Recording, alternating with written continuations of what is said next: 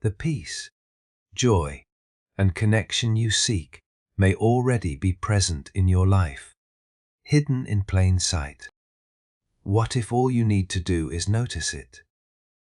Why is it that some people find beauty in the smallest things? A sunrise, a smile, or the warmth of a cup of tea, while others remain trapped in a cycle of dissatisfaction.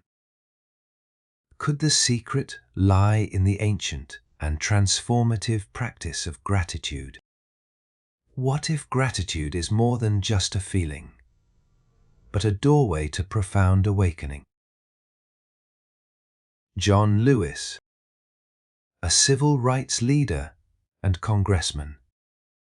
Even in the face of brutal violence, during the Selma to Montgomery marches, Lewis remained committed to nonviolent resistance. He often said, "Never become bitter. Never become hostile. Never hate." His resilience not only helped him survive, but also inspired a movement that changed the course of history. Lewis lived to be 80 years old, his life a testament to the enduring power of resilience. But what's truly remarkable is how his resilience allowed him to lead, embody courage, and inspire generations to fight for justice. Now, you might think, that's extraordinary, but how does resilience apply to my life? The truth is, resilience has the power to transform anyone's perspective, no matter their circumstances. Most of us live in a state of yearning, constantly looking ahead. We chase the next goal, possession, or milestone, believing happiness lies just out of reach. This constant striving is exhausting, isn't it? And it's not just about material things. We yearn for better relationships, more recognition, or deeper meaning. But here's the paradox. The more we focus on what we lack, the further we drift from the joy available to us right now. Psychologists call this the hedonic treadmill, the tendency to quickly adapt to new achievements or possessions, leaving us perpetually dissatisfied. All we know that even winning the lottery provides only a temporary spike in happiness before people return to their baseline level of contentment. There's also learned helplessness, the tendency to give up in the face of repeated adversity, believing we have no control over our circumstances. Yet studies show that this mindset can be overcome through resilience training. What if there's another way? What if the key to lasting fulfillment isn't about getting more, but seeing more? What if gratitude could shift our focus from what's missing to what's already abundant in our lives? Resilience and gratitude are deeply intertwined, rooted in ancient wisdom. The Japanese concept of gaman embodies endurance and perseverance, qualities crucial in rebuilding after the atomic bombings of Hiroshima and Nagasaki. Similarly, the African philosophy of Ubuntu emphasizes interconnectedness and collective strength in facing adversity.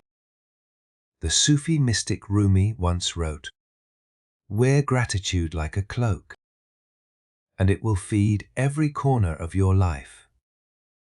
Gratitude in this sense is not just an act, but a state of being, a lens through which we view the world, transforming even the mundane into the miraculous. The science behind gratitude and resilience is more common than previously thought. A 2004 study by Bonanno found that many people demonstrate remarkable adaptability in the face of trauma. Resilience literally reshapes the brain, enhancing our ability to cope with stress while fostering creativity and problem-solving skills. Gratitude, too, is supported by modern neuroscience. A 2003 study by Emmons and McCullough found that people who kept a gratitude journal experienced higher levels of happiness, better sleep, and even improved physical health. Gratitude rewires the brain, activating regions associated with joy and connection while reducing stress and anxiety. But gratitude is more than a tool for personal well-being. It's a spiritual practice that deepens our connection to the divine.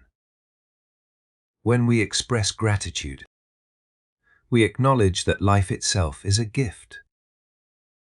This humility opens us to higher awareness, dissolving the illusion of separation between ourselves and the world around us.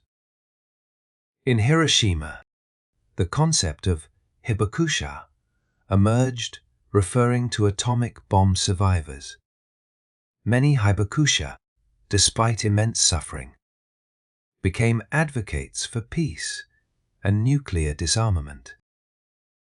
Their resilience transformed personal tragedy into a powerful force for global change. Here's the beauty of gratitude. It doesn't demand perfection. You don't have to wait for everything to be right to practice it. In fact, some of the deepest gratitude arises in moments of challenge when we learn to see the hidden blessings within our struggles. Start a daily gratitude ritual. Every evening, write down 3 things you're grateful for. They don't have to be monumental. Something as simple as a kind word from a stranger or the warmth of your morning coffee is enough. Over time, this practice rewires your brain to focus on the positive. Practice gratitude in difficult times. When life feels heavy, ask yourself, what is this teaching me? Or, what hidden gift might be in this experience? This doesn't mean denying pain, but finding the light within it. Express gratitude to others. Take a moment to thank someone in your life, whether it's a friend, family member, or colleague. A simple thank you can create a ripple effect of positivity, deepening your relationships and reminding you of the connections that sustain you. The important point here is not just to saying the words of thank and you. Most of us say this without realizing it. We may say thank you many times in our daily lives, but next time when you say, try to feel that you are saying this thank you for yourself as well. Feel the weight of your words. The gift of gratitude. Gratitude is both a practice and a perspective. It's the realization that life itself is a gift, and even in its imperfections, there is beauty to be found. I'm sure you know that it's not possible to translate any poem completely, but please try to understand the deep contemplation and meaning. The poet Hafiz once wrote, "Even after all this time, the sun never says to the earth, 'You owe me.' Look what happens with a love like that. It lights up the whole sky." Gratitude works the same way. It's not about earning or deserving. It's about freely giving thanks for the miracle of existence. So, here is the challenge. Commit to the practice of gratitude for 7 days. Start small. Notice the details. Write them down. Speak them aloud. See how your perspective begins to shift. Because when we cultivate gratitude, we don't just change how we see the world. We change how we experience it. We open ourselves to the divine abundance that has been here all along, waiting for us to notice. Literally. Just listen to this. We wear our coats while walking down the street on a cold, snowy day. This appendage that we carry with our bodies determines how we will get through those cold and harsh conditions. I want to draw your attention. I am not saying it protects us from the cold. It determines how we will walk down that street. Be open and ready to wear gratitude like a cloak, and let it feed every corner of your life.